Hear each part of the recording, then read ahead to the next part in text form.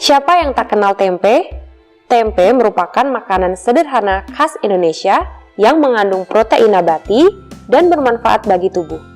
Tempe kedelai merupakan produk berbentuk padatan kompak berwarna putih yang diperoleh dari kedelai kupas yang sudah direbus dan difermentasi menggunakan kapang atau ragi. Untuk memproduksi tempe kedelai yang baik, dapat mengacu pada SNI 3144-2015 tempe kedelai, SNI CXC 1 1969 Prinsip Umum Higien Pangan, serta cara pengolahan pangan yang baik atau GMP. Lalu, bagaimanakah cara memproduksi tempe kedelai sesuai dengan SNI? Berikut tahapannya.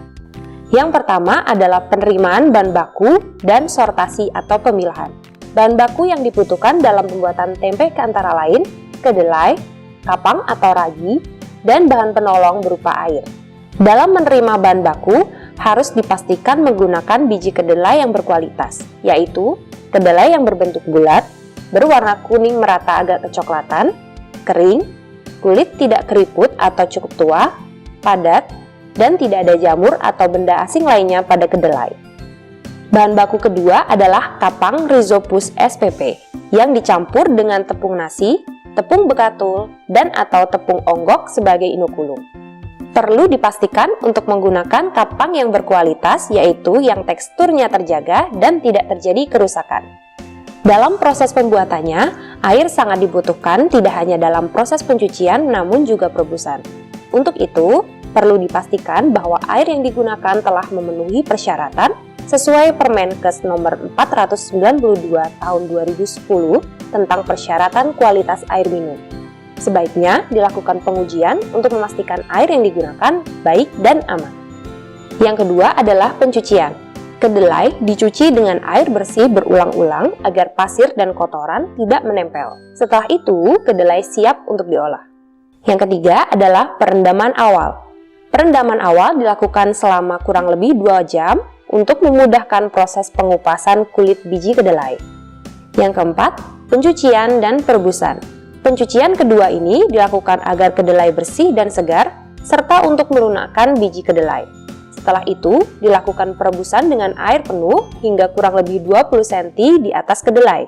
Proses perebusan dapat mencapai 3 jam atau hingga kedelai matang. Yang kelima adalah perendaman semalam.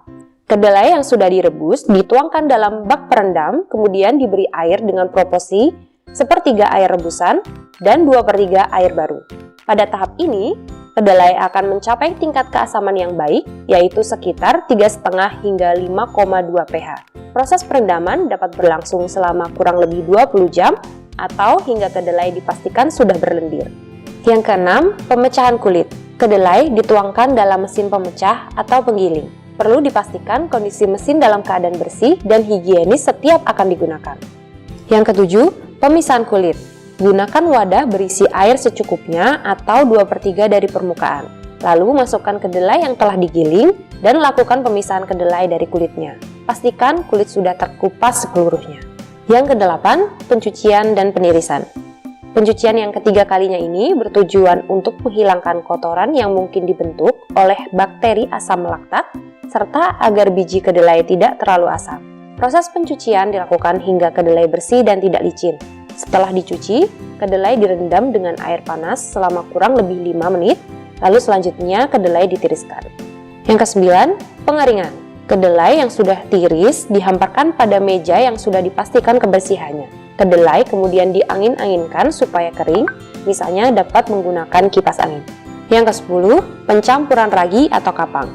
Setelah kedelai dipastikan kering, dilakukan pencampuran dengan kapang, lalu diaduk hingga merata. Jumlah kapang dapat disesuaikan dengan kondisi cuaca saat itu. Jika kondisi cuaca sedang dingin, maka proporsi kapang dapat ditambah, begitu juga sebaliknya. Langkah selanjutnya, pengemasan. Siapkan plastik kemasan, timbangan, dan sealer. Ambil kedelai yang sudah dicampur ke dalam plastik, timbang untuk memastikan beratnya sama, lalu disegel atau sealer. Tahap terakhir adalah fermentasi. Proses ini bertujuan untuk menumbuhkan kapang pada permukaan hingga menembus biji-biji kedelai, menyatukannya menjadi tempe. Untuk mendukung proses ini, siapkan ruangan dalam kondisi yang baik dengan suhu dan kelembapan terukur. Adapun suhu ideal untuk proses fermentasi adalah tidak melebihi 40 derajat Celcius. Simpan tempe yang sudah selesai dikemas dalam rak-rak fermentasi. Fermentasi pertama dilakukan selama 24 jam, kemudian balikkan posisi tempe. Selanjutnya dilakukan fermentasi kedua selama 24 jam lagi. Lakukan pengecekan secara rutin untuk memastikan suhu dan kelembapannya stabil. Produk tempe yang sudah jadi dinyatakan baik jika teksturnya kompak jika ditekan dan diiris tetap utuh atau tidak mudah rontok, berwarna putih merata pada seluruh permukaan, memiliki bau khas tempe tanpa ada bau amoniak, serta memenuhi syarat-syarat lainnya sesuai SNI 3144/2015 tempe kedelai. Selain memastikan higienitas area produksi dan peralatan, juga perlu dipastikan higienitas dari karyawan yang terlibat dalam proses produksi. Demikian tutorial produksi tempe kedelai sesuai SNI 3144/2015. SNI mudah dan menguntungkan. Bangga memakai SNI.